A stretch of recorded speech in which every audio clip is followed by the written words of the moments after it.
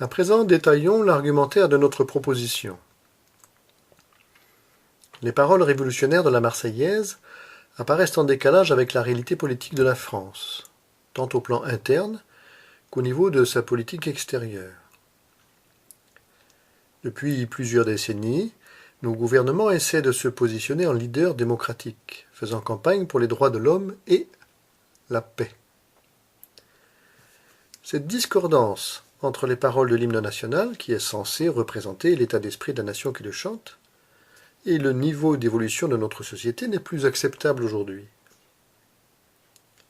Et d'ailleurs, l'argument premier nous est même donné par le texte de la Marseillaise, dans les 2 couplets pour les enfants, à la fin. Je cite : « Nos vils ennemis tomberont, alors les Français cesseront de chanter ce refrain terrible. Aux armes, citoyens. » L'auteur anonyme de ces 2 dernières strophes semble espérer lui-même qu'un jour, il n'y aurait plus besoin d'utiliser ces paroles terribles. Aux armes, citoyens.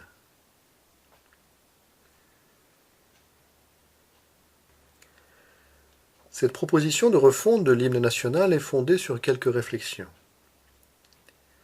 La première, la Marseillaise est trop ancrée dans l'esprit des Français pour envisager de réinventer un hymne complètement différent. En conséquence, doivent être conservées la musique d'abord, pour son dynamisme et sa force émotionnelle propre à soulever l'enthousiasme national.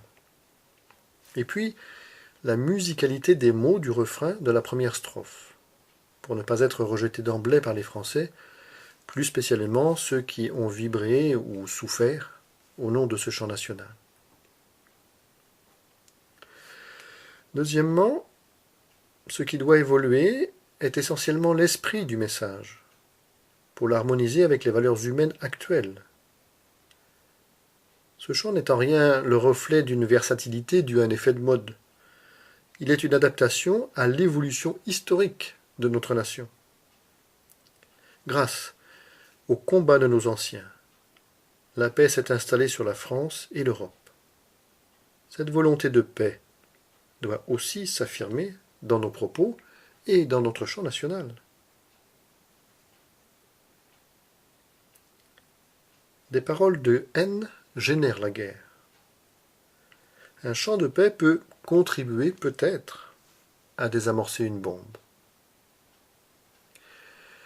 Troisièmement, les thèmes développés par l'auteur représentent les 4 piliers de la République : la paix, la liberté, l'égalité, la fraternité. La paix est le leitmotiv du refrain. Puis liberté, égalité, fraternité sont volontairement répétés dans leur propre strophe. Enfin, le symbole du drapeau, exprimé diversement dans chaque strophe, sert de point de convergence sur l'unité nationale.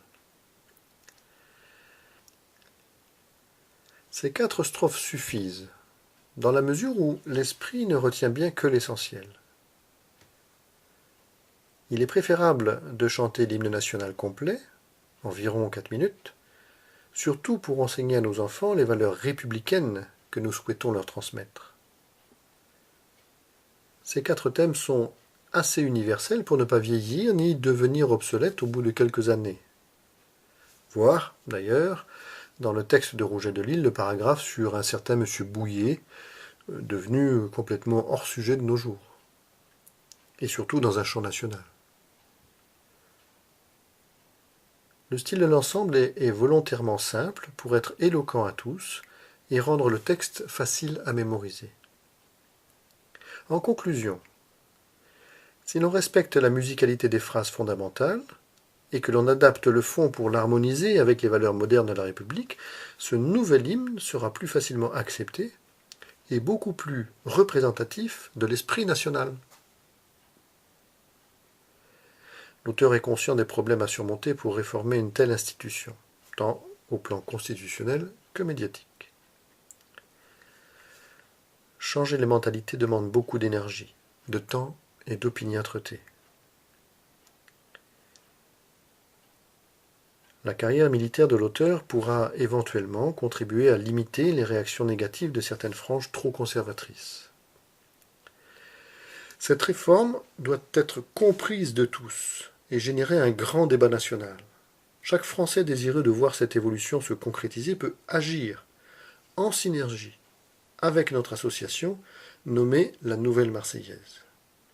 Vous pouvez, vous aussi, à votre niveau, agir dans ce sens. Nous avons besoin de vous. Merci.